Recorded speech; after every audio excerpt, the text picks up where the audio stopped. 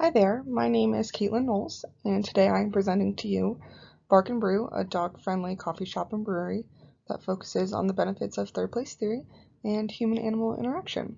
This location will provide guests with the chance to enjoy time with their peers and family. First off, the location will be Issaquah, Washington, in between two popular and rapidly growing towns. The property that this will be built on is a large open area. It has the benefit of a natural environment with plenty of trees and easily accessible for all guests to find. It is on a main road. The goal of this space is to use third place theory, universal design, and human-animal interaction, along with vibrant and organic design to help combat anxiety, depression, and life's daily stressors. Stress is something we all deal with, and today it can seem inevitable. Stress can occur at work, at home, really anywhere. 83% of U.S. workers suffer from work-related stress. 52% of Generation Z in the U.S. have been diagnosed with mental health issues. Stress can come from anywhere, and it can be really a challenge to battle. As you can see here, stress affects 1 in 5 adults and roughly 46 million Americans. Work isn't the only cause. Money problems, relationships, children, family, and might I add school, can all be causes of stress. Bark and Brew was designed to give people somewhere that they can relax, heal, and socialize, and hopefully get rid of some of that stress. So, how can it help?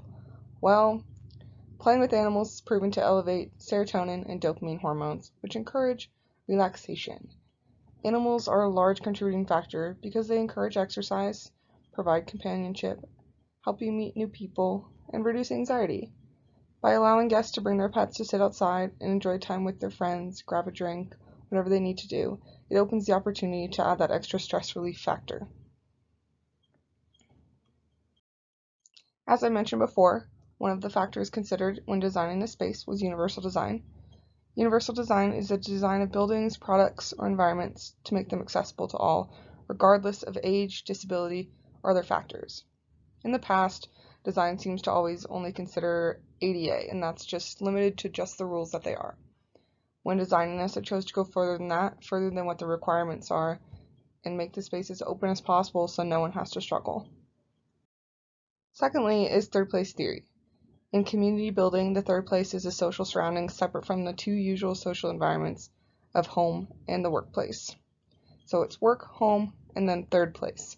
Third place is often considered any coffee shops, bars, which is why it is great for the space, and is anything that can make a person feel comfortable. That's really the goal of the space, is to make it somewhere that people can go, escape what else is going on, meet up with friends, go by themselves if they want, do work there, somewhere that they can feel more comfortable and find their own space within it. And then there's human-animal interaction, my favorite. When interacting with animals, stress levels decrease and serotonin increases, the happy hormone.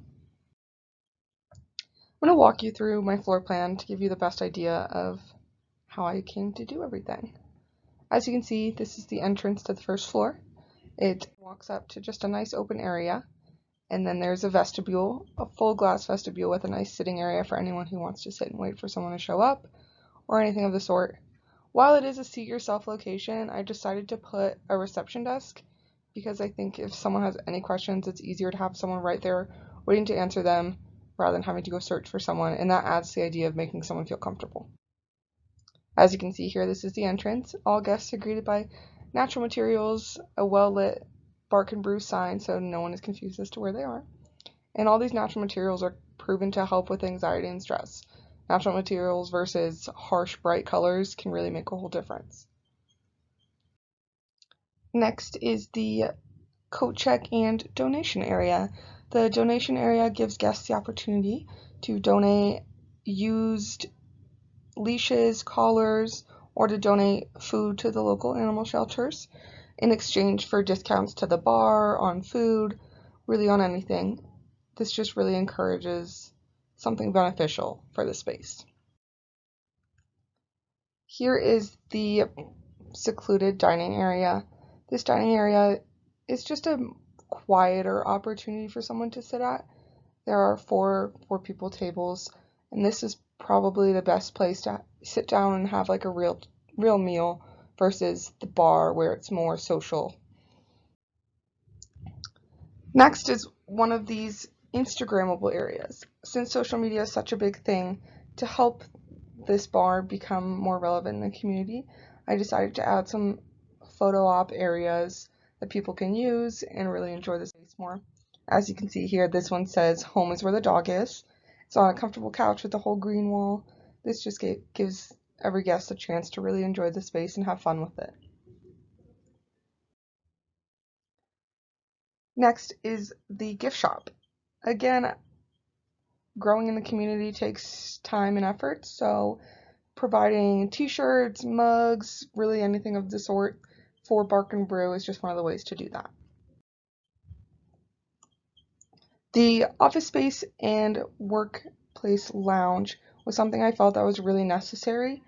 It is hidden behind the brewing area, back far away from all the guests, so that the employees can come in, have their own space, relax on their break, and have a quiet location. Bars and restaurants can get pretty loud, so having that opportunity to go relax and enjoy themselves, I think, is very important. Next is the main bar area and brewing area. As you can see, it's fairly open. The bar does have accessibility for wheelchairs to help with that universal design and make everything comfortable and accessible. All of my seating really has options for anyone, whoever needs it, and I thought that was important to add. And then the brewing area in the back, you can see, is open for guests to look at and be part of the process themselves. Then there's the outside area. This is what matters most for the Bark and Brew effect, is that dogs are welcome to sit out here with their owners. It is fenced in for safety, so no dogs can run away. There is plenty of outdoor seating. There's picnic benches, couches, and there is plenty of grass area where dogs are allowed off leash, of course, at the risk of their own owner. As you can see here, it looks right into the whole space.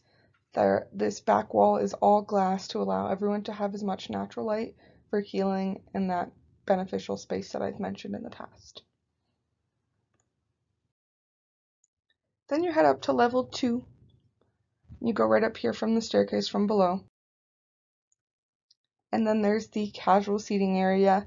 This is really for anyone who wants to just come take a load off. There are multiple couches, different shapes and sizes, different heights, so that everyone can feel as comfortable as possible.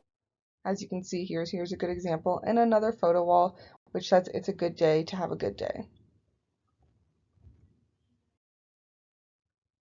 Next is the second main bar area upstairs. Again, these are all accessible by elevator, so no one is left out by reaching any different spots within the restaurant. This bar area has a lot more of that sit down and have a meal seating. It also has mezzanines, which there is a personal elevator on the side, again, with a spiral staircase. The upstairs area of the mezzanine is a great split place for someone to come and sit on their laptop, do work, and look over everything else without having to be a part of. Overall, Bark and Brew is a space that was designed to promote well-being, relaxation, and healing. Dog owners are passionate and social people. However, it's hard for them to share that enthusiasm with like-minded people in socially public places because commercial codes tend to not allow animals within spaces. Thankfully, this project explores the idea of having that pet-friendly area while you can enjoy a cup of coffee throughout the day or have a drink with your friends at night. The combination encourages the design of a mentally beneficial space, as I mentioned, and the use of universal design makes sure that everyone feels as comfortable as they can and no one feels left out. As I stated before, there's such a variety of seating. This is best so that everyone can come and find their own space with every visit and never feel like they have to be a part of and find really what fits them best. Thank you so much for listening.